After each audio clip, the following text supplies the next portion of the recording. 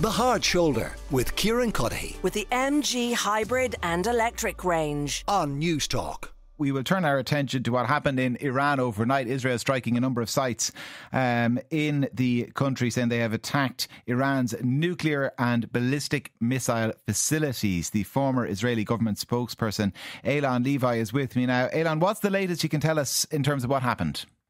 Israel has decided that it is targeting Iran's illegal nuclear weapons facilities, the leadership of the Iranian Revolutionary Guard, and the ballistic missile program, which is running apace, pumping out 50 ballistic missiles every single month.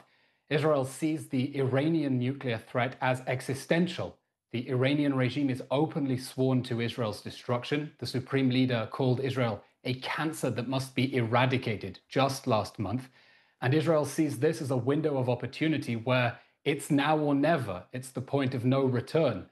With diplomacy failing, if Israel doesn't stop Iran now, then Iran will have nuclear weapons and Iran would be unstoppable.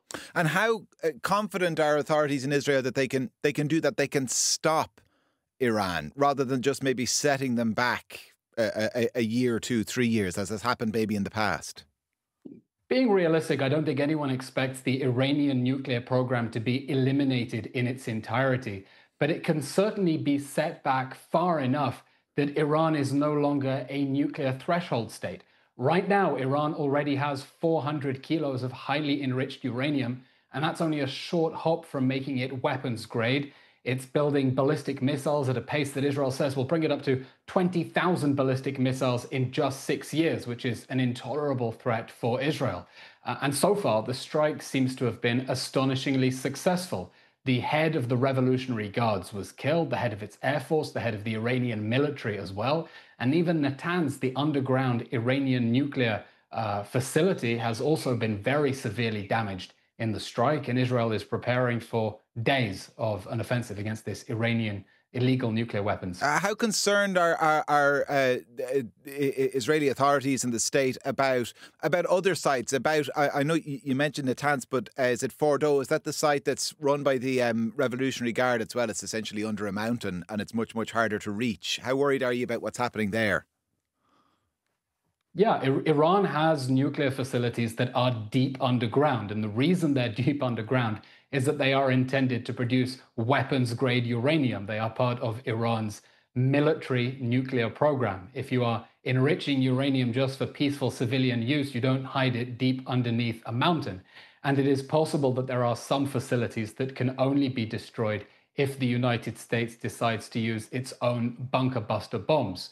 But Israel has decided that a nuclear Iran would be an existential threat and that it has to do everything in its power now to stop the Iranian regime that is threatening Israel with annihilation from getting those weapons. And so far, the military action seems to be astonishingly precise and successful. So you mentioned the United States there, and just the reporting today, certainly the early comments from the United States suggest that this was very much a unilateral action by Israel. At the same time, Donald Trump is talking about, listen, it's been amazing. We're really supportive of it. And also it's come kind of 61 days after my 60-day ultimatum to the Iranian regime, which would suggest that it wasn't entirely unilateral. Diplomacy is obviously preferable if it is possible to convince the Iranian regime peacefully to dismantle its enrichment program. But they haven't been doing that, and they haven't been negotiating in good faith. And President Trump said, we gave the Iranians a chance to negotiate a deal. They didn't take it. So it looks like Israel and the United States have been playing a good cop, bad cop game. Israel waving the threat of military action, the United States using that as leverage to try to get a deal. And I think the United States now, understanding that the Iranian regime had no intention of dismantling its nuclear program and continued building ballistic missiles, intensifying its enrichment, and even weaponizing that uranium while talks were going on, that it was just taking the US for a fool. And now if Iran wants to negotiate in good faith to dismantle its enrichment capability, now would be a good time to do it. Better late than never. When you look at some of the other attempts I mentioned, the targeting of nuclear scientists or high-profile Revolutionary Guard members with sticky bombs or what have you, that kind of cyberware attack on the centrifuges that made them spin out of control for so long as well. The thing that seemed to set their program back more than anything else, though, were the concessions they had to make under the deal, the nuclear deal that Donald Trump backed out of. I mean, in hindsight now, is that looking foolish, the backing away from that deal? Well, the nuclear deal was problematic because it kept Iran's path open towards a bomb. It allowed Iran to continue enriching uranium and put temporary restrictions that are set to expire this year anyway, after which Iran would be a richer and more powerful state able to break out towards a nuclear weapon. So if a new deal is to be negotiated, it has to be one that puts much tougher restrictions on Iran, namely not being able to enrich any uranium. They want uranium for civilian purposes. Yeah, was the backing out, though, is that an example of allowing perfection be the enemy of the good? That while the path may well have been open, certainly not being in the deal as well meant that they were always going to go down that path.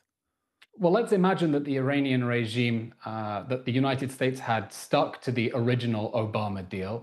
Iran would now be enjoying years of sanctions relief and would have poured even more billions of dollars into arming the proxy armies that have destabilized the Middle East, like Hamas and Hezbollah, would have invested even more in ballistic missiles, and would now be much harder to impose sanctions on because it would be a much more powerful country.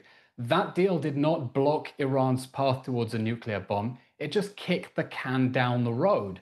And so Israel is now having to try to deal with the aftermath of trying to postpone that problem rather than actually solve it. I think it's interesting, or certainly people like myself who pay close attention to what government leaders are saying is interesting. Even look at the Irish government, who've been very, very critical of Israel over the last number of months, in the last year and a half. Not outright condemning this. They're kind of they're echoing what everybody is saying. Let's all kind of take a step back and let's hope that there's not massive escalation. What is your sense, though, of what is going to happen? You said it right at the outset. This is only the beginning of an attempt to really set the Iranian nuclear program back. So what are we going to see over the next few days? The Israeli offensive overnight was, as Israel said, only the opening shot of an attempt to eliminate Iran's nuclear weapons and ballistic missile facilities. But it's important to note this isn't the beginning of the conflict between Iran and Israel. Israel has been at war with Iranian proxy armies since the October 7th massacre, when it was invaded by Hamas, and then the other proxy armies, Hamas, Hezbollah, the Houthis, all joined in. So the October 7th massacre was the opening shot of a regional war by the Iranian regime against Israel through its proxy armies. And now Israel is holding the Iranian regime directly accountable. Now, we are expecting that Iran will retaliate. It will probably retaliate with ballistic missiles. It's already tried firing drones at Israel. They were all intercepted. And the question is whether Iran is able to overwhelm Israel's missile defenses, because they're not hermetic. But Israelis are bracing for a bumpy ride. Personally, I'm expecting a sleepless night. If there's a siren, I will have to run into the basement and to seek shelter.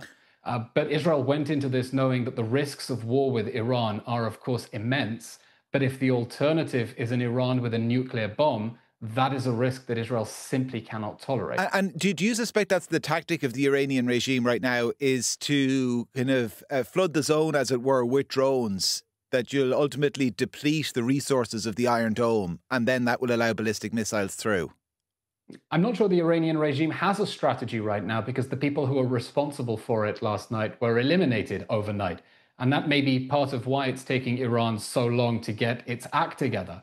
But certainly the Iranian regime has amassed a fearsome arsenal of ballistic missiles, enough that it's able to sell some to the Russians to be able to kill Europeans in Ukraine. And it's racing towards building what Israel said would be 20,000 ballistic missiles within only 6 years. And that would definitely overwhelm Israel's missile defenses. So we're expecting an Iranian retaliation with ballistic missiles. But I would note this: the Iranian regime surrounded Israel with a ring of fire of proxy armies like Hamas, like Hezbollah, in order to prevent an Israeli attack on its nuclear facilities and safeguard its nuclear weapons capability. Thanks to the Iranian Axis's miscalculation with the October 7th war, Hamas can no longer fire missiles at Israel. Hezbollah is being dismantled by Lebanon. The Assad regime has fallen, and therefore the Iranian regime is far more powerless to retaliate against attacks on its illegal nuclear weapons facilities than it was before the October 7th massacre. In order to complete the task as you see it, and we mentioned some of those other sites that are more difficult to reach without bunker-busting bombs, how much will Israel need to rely on third parties? On the United States? As I understand it, Israel effectively can't reach that second nuclear, that enrichment site at Fordo. Unless Israel has some secret technology that hasn't been reported, I don't think it has bombs that can penetrate a nuclear facility so deep under a mountain. And so Israel, would of course welcome support from allies that are also directly threatened by Iranian aggression, by Iranian proxy armies, by an Iranian nuclear weapon to help take it out. But as always in diplomacy, I think countries know that when Israel has its back against the wall and has to take action alone to defend itself, it's easier to let Israel do the dirty work and sort of take a step back. But certainly if the Iranian regime retaliates with ballistic missiles against Israel, Israel would of course welcome support from allied nations, just like the last ballistic missile attack when the US and the UK engaged their aircraft to help shoot down those missiles and drones. Eylon Levy is a former government spokesperson.